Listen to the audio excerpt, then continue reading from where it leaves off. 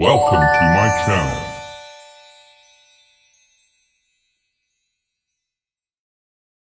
Assalamualaikum warahmatullahi wabarakatuh. Halo semuanya, aku Anissa Banawati dari Prodi Administrasi Bisnis Universitas Muhammadiyah Sukabumi. Nah, di video ini aku akan mereview 3 materi dari teman-teman di mata kuliah Manajemen Operasi, yaitu materi dari kelompok 1, 3, dan juga 6. Nah, ketiganya itu punya topik yang berbeda, tapi sangat penting dalam dunia operasional bisnis. Oke, langsung aja mulai dari kelompok yang pertama, yaitu mereka ngebahas materi dengan judul proses produksi dan strategi operasi. Nah, kelompok ini itu membahas tentang perbedaan barang dan jasa. Barang adalah produk fisik yang bisa disentuh, disimpan, dan dimiliki. Contohnya makanan, elektronik, atau kendaraan.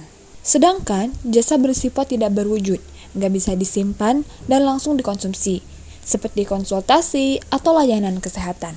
Mereka juga menjelaskan karakteristik barang, seperti berwujud, bisa disimpan, kepemilikan jelas, dan mudah distandarisasi. Sedangkan jasa lebih fleksibel, tidak berwujud, dan proses produksinya terjadi bersamaan dengan konsumsi. Selanjutnya, kelompok ini membagi proses produksi jadi 2, yaitu produksi barang bersifat linear dan bertahap, sedangkan produksi jasa lebih interaktif dan fleksibel. Oke, jadi menurut aku, materi ini itu sangat komprehensif dan juga cocok banget sebagai dasar pemahaman manajemen operasi. Oke, selanjutnya kita masuk ke materi yang kedua, yaitu dengan judul desain proses dan kapasitas. Nah, kelompok ini itu ngebahas gimana proses produksi itu disusun agar efisiensi dan bisa memenuhi kebutuhan pelanggan. Beberapa fokus produksi yang dijelaskan yaitu ada fokus proses, fokus produk, fokus yang repetitif, dan fokus pelanggan.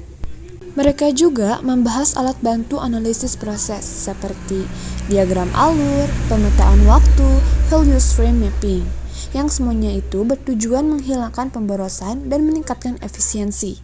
Selanjutnya, kelompok ini membahas teknologi manufaktur modern seperti RFID, robot, CIM, AGV, dan sistem penyimpanan otomatis. Semuanya itu menunjang otomatisasi dan fleksibilitas produksi. Jadi menurut aku penyampaian kelompok ini itu sangat teknis, tapi tetap bisa dipahami dengan baik gitu.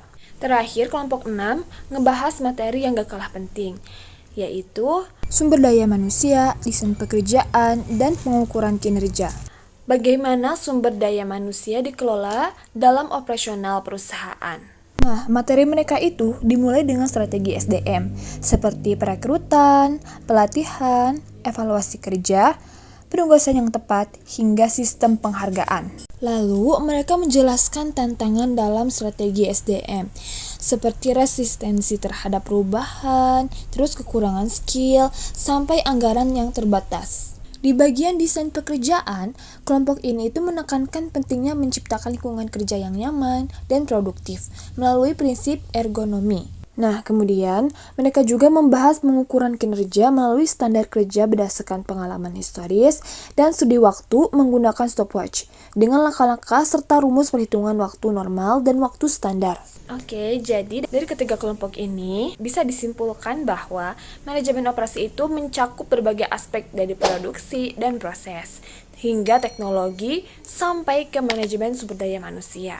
Nah, setiap bagian itu punya peran penting dalam menciptakan sistem operasional yang efisien, responsif, dan kompetitif. Nah, terima kasih udah nonton sampai akhir. Semoga review ini bermanfaat buat kalian yang juga belajar manajemen operasi. Sampai ketemu di video selanjutnya.